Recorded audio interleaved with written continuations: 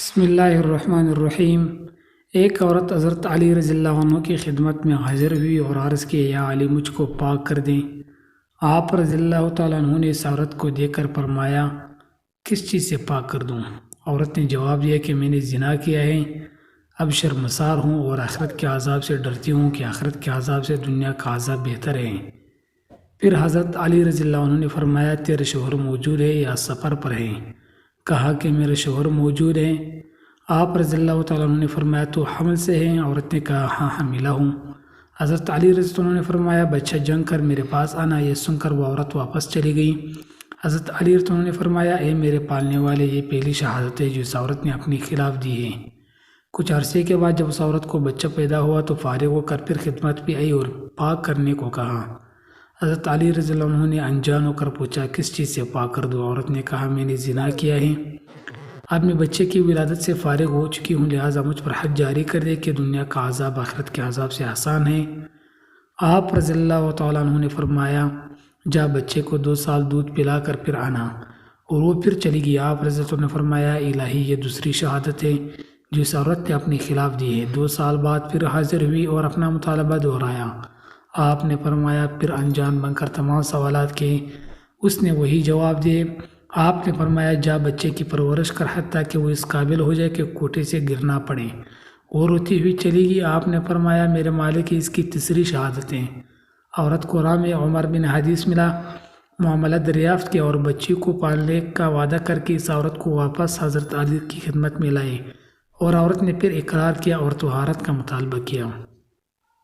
فرمایا، یا الہی 4 گواہیاں پوری ہو چکی ہیں۔ پھر آپ غصے کی حالت میں سرخ ہو گئے۔ حضرت عمر نے کہا کہ آپ میرے اس بچے کی کفالت پر ناراض ہیں؟ آپ نے فرمایا، اس عورت کو 4 دفعہ اقرار کر لینے کے بعد اب یہ کیا کہتا ہے؟ میں نے اس عورت کو حد کی تکلیف سے بچنے کے لیے یہ رائے شرعی بتائی جو تیری غلطی کی وجہ سے ختم ہو گئی، ورنہ خداوند کریم مرنے کے بعد اسے معاف کر دیتا۔ اس کے بعد جناب امیر منبر پر تشریف لائے۔ مؤذن نے کہا، اذان دو۔ تمام اہل شہر اذان سنتے ہی مسجد میں آ گئے۔ آپ نے فرمایا کہ میں اعلان کرتا ہوں کہ میں کل صبح کوفہ کے میدان میں ایک عورت پر حد جاری کرنا چاہتا ہوں، لہذا تمام لوگ پتھر لے کر وہاں جمع ہو جائیں، مگر اس بات کا خیال رکھنا ہے کہ ہر شخص کا چہرہ کپڑے سے چھپا ہوا ہو تاکہ وہ ایک دوسرے کو پہچان نہ سکیں، یہاں تک کہ اپنے گھروں کو واپس نہ چلے جائیں۔ یہ فرما کر آپ منبر سے نیچے اتر آئے۔ روایت ہے کہ اگلے دن تمام شہر کے آدمی چہرے چھپائے اور چادروں میں پتھر لے آئے، میدان میں جمع ہو گئے۔ کچھ دیر بعد حضرت علی نے پھر تشریف لائے۔ عورت کو باہر نکالا گیا۔ آپ نے حکم دیا کہ ایک گڑھا کھودا جائے جس میں اس عورت کو کمر تک دفن کر دیا جائے اور باقی حصہ باہر رہنے دیا جائے۔ ایسا ہی کیا گیا۔ پھر آپ نے فرمایا کہ اے لوگو، خداوند عالم نے اپنے نبی سے یہ عہد لیا تھا کہ کوئی ایسا آدمی جس کی گردن پر خود کوئی حد ہو کسی پر حد جاری نہ کر سکتا۔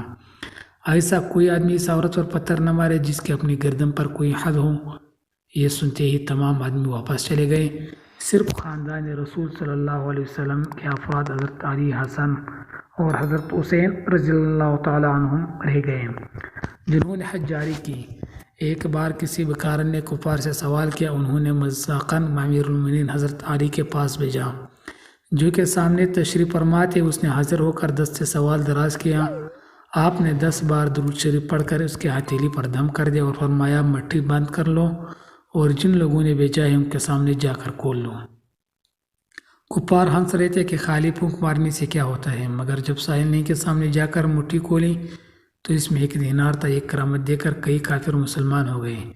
ایک حبشی غلام جو کہ امیر المومنین سے بہت محبت کرتا تھا، شامت اعمال سے اس نے ایک مرتبہ چوری کر لی۔ لوگوں نے اس کو پکڑ کر دربار خلافت میں پیش کر دیا اور غلام نے اپنے جرم کا اقرار بھی کر لیا۔ امیر المومنین نے حکم شرعی نافذ کرتے ہوئے اس کا ہاتھ کاٹ دیا۔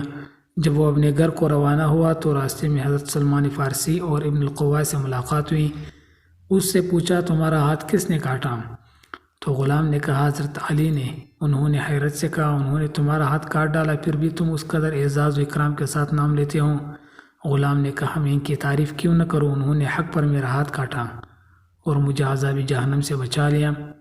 حضرت سیدنا سلمان فارسی رضی اللہ تعالیٰ عنہ نے دونوں کی گفتگو سنی اور حضرت علی سے اس کا تذکرہ کیا تو آپ نے اس غلام کو بلوایا اور اس کا کاٹا ہوا ہاتھ کلائی پر رکھ کر رومال سے چھپا دیا۔ پھر کچھ پڑھنا شروع کر دیا۔ کانوں میں ایک غیبی آواز آئی، کپڑا ہٹاؤ۔ جب لوگوں نے کپڑا ہٹایا تو غلام کا کٹا ہوا ہاتھ کلائی سے اس طرح جڑ گیا تھا کہ ایک کٹے کا نشان تک نہیں تھا۔ ایک مرتبہ نہر فرات میں ایسی خوفناک طوفانی آ گئی اور سیلاب میں تمام کتیا غرقاب ہو گئے، یعنی ڈوب گئے۔ لوگوں نے حضرت علی کی بارگاہ میں بے کس فریاد کی۔ آپ فوراً اٹھ کر کھڑے ہوئے اور رسول اللہ صلی اللہ علیہ وسلم کا جبہ مبارک اور عمامہ مقدس اور چادر مبارک سے وطن فرما کر گھوڑے پر سوار ہوئے۔ حضرت حسنین رضی اللہ تعالیٰ عنہ اور دیگر حضرات بھی ہمراہ چل پڑے۔ آپ نے 2 رکعت نماز ادا کی، پھر پل پر تشریف لا کر اپنے اثاثے نہر فرات کی طرف اشارہ کیا تو اس کا پانی 1 گز کم ہو گیا۔ پھر دوسری مرتبہ اشارہ فرمایا تو مزید 1 گز کم ہوا۔ جب تیسری بار اشارہ کر دیا تو 3 گز پانی اتر گیا اور سیلاب ختم ہو گیا۔ لوگوں نے التجا کیا، امیر المومنین بس کیجیے، یہ کافی ہے۔ مقام صفین جاتے ہوئے حضرت علی کا ایک لشکر ایسے میدان سے گزرا جہاں پانی نہیں تھا۔ پورا لشکر پیاس کی شدت سے بےتاب ہو گیا۔ وہاں ایک گرجا گھر تھا۔ اس کے راہب نے بتایا کہ یہاں سے 2 یعنی تقریباً 14 کلومیٹر کے فاصلے پر پانی مل سکے گا۔ کچھ حضرات نے وہاں جا کر پانی پینے کی اجازت طلب کی۔ یہ سن کر آپ نے اپنے خچر پر سوار ہو گئے اور ایک جگہ کی طرف اشک کر کے کودنے کا حکم دیا۔ کھدائی شروع ہوئی، ایک پتھر ظاہر ہوا، اسے نکالنے کی تمام تر کوششیں ناکام ہو گئی۔ یہ دیکھ کر حضرت علی نے سواری سے اترے اور دونوں ہاتھوں کی انگلیاں اس پتھر کی دراڑ میں ڈال کر زور لگایا تو پتھر نکل پڑا اور اس کے نیچے سے ایک نہایت صاف، شفاف اور شیرین یعنی میٹھے پانی کا چشمہ اول پڑا اور تمام لشکر اس سے سیراب ہو گیا۔ لوگوں نے جانوروں کو بھی بلایا اور مشکزیں بھی بھر لے۔ پھر آپ نے وہ پتھر اس کی جگہ پر رکھ دیا۔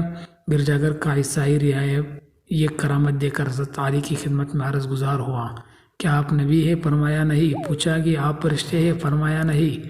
اس نے کہا پھر آپ کون ہیں؟ فرمایا میں پیغمبر رسول کا صحابی ہوں اور مجھ کو تاجدار رسالت نے چند باتوں کی بھی تاکید فرمائی ہے۔ اتنا سنتے ہی وہ عیسائی راہب کلمہ شریف پڑھ کر مشرب اسلام ہو گیا۔ آپ رضی اللہ تعالیٰ نے فرمایا تم نے اتنے مدت تک اسلام قبول کیوں نہ کیا تھا؟ راہب نے کہا ہماری کتابوں میں یہ لکھا ہوا ہے کہ اس گرجا گھر کے قریب پانی کا ایک چشمہ پوشیدہ ہے، اس چشمے کو وہی شخص ظاہر کرے گا جو نبی ہوگا یا نبی کا صحابی۔ چنانچہ میں اور مجھ سے بہت سے راہب اس گرجا گھر میں اسی انتظار میں مقیم رہے۔ آج آپ نے یہ چشمہ ظاہر کر دیا تو میری مراد بر آئی، اس لیے میں نے دین اسلام قبول کر لیا۔ راہب کا بیان سن کر حضرت علی نے رو پڑے اور اس قدر روئے کہ ریش مبارک آنسو سے تر ہو گئے۔ پھر ارشاد فرمایا کہ ان لوگوں کی کتابوں میں بھی میرا ذکر ہے۔ یہ راہب مسلمان ہو کر آپ کے خادموں اور مجاہدوں میں شامل ہو گیا اور شامیوں سے جنگ کرتے ہوئے شہید ہو گیا، اور حضرت علی رضی اللہ تعالیٰ نے اپنے دست مبارک سے اسے دفن کیا اور اس کے لیے مغفرت دعا فرمائی۔ ایک مرتبہ امیر المومنین حضرت علی اپنے دونوں شہزادوں حضرت امام حسن اور امام حسین کے ساتھ کعبہ میں حاضر تھے کہ دیکھا وہاں ایک شخص خوب رو رو کر اپنی حاجت کے لیے دعا مانگ رہا ہے۔ آپ نے حکم دیا کہ اس شخص کو میرے پاس لاؤ۔ اس شخص کے ایک کروٹ چونکہ پالج زدہ تھی لہٰذا زمین پر گھسٹتا ہوا حاضر ہوا۔ آپ نے اس کا واقعہ دریافت فرمایا تو اس نے عرض کی یا امیر المومنین میں گناہوں کے معاملے میں نہایت بے باک تھا۔ میرے والد محترم جو کہ ایک نیک اور صالح مسلمان تھے مجھے بار بار ٹوکتے اور گناہوں سے روکتے تھے۔ ایک دن والد ماجد کی نصیحت سے مجھے غصہ آ گیا اور میں نے ان پر ہاتھ اٹھا دیا۔ میرے مار کھا کر وہ رنج و غم میں ڈوبے ہوئے حرم کعبہ میں آئے اور انہوں نے میرے لیے بد دعا کر دی۔ اس دعا کے اثر سے اچانک میرے کروٹ پر پالج کا حملہ ہو گیا اور میں زمین پر گھسٹ کر چلنے لگا۔ اس غیبی سزا سے مجھے بڑی عبرت حاصل ہوئی اور میں نے رو کر والد محترم سے معافی مانگی۔ انہوں نے شفقت پدری سے مغلوب ہو کر مجھ پر رحم کایا اور مجھے معاف کر دیا۔ پھر فرمایا بیٹا چل، میں نے جہاں تیرے لیے بد دعا کی تھی وہی اب تیرے لیے صحت کی دعا مانگوں گا۔ چنانچہ ہم باپ بیٹھے اونٹ پر سوار ہو کر مکہ مکرمہ زاد اللہ شرفاً و تعظیماً منا رہے تھے کہ راستے میں ایک اونٹنی بھاگنے لگی اور میرے والد ماجد اس کی پیٹھ پر سے گر کر 2 چٹانوں کے درمیان وفات پا گئے۔ اب میں اکیلا ہی کعبہ میں حاضر ہو کر دن رات رو رو کر خدا تعالیٰ سے اپنی تندرستی کے لیے دعا مانگتا رہتا ہوں۔ امیر المومنین حضرت علی کو اس کی داستان عبرت نشان سن کر اس پر بڑا رحم آیا اور فرمایا اگر واقعی تمہارے والد تم سے راضی ہو گئے تھے تو اطمینان رکھو انشاءاللہ سب بہتر ہو جائے گا۔ پھر آپ نے چند رکعت نماز پڑھ کر اس کے لیے دعائے صحت کی۔ پھر فرمایا کھڑے ہو۔ یہ سنتے ہی وہ بلا تکلف اٹھ کر کھڑا ہو گیا اور چلنے پھرنے لگا۔ دوستوں اگر آپ کو ہماری یہ معلوماتی ویڈیو اچھی لگی ہیں تو چینل کو ضرور سبسکرائب کریں، بیل آئیکن کو پریس کریں اور ویڈیو کو لازمی لائک اور شیئر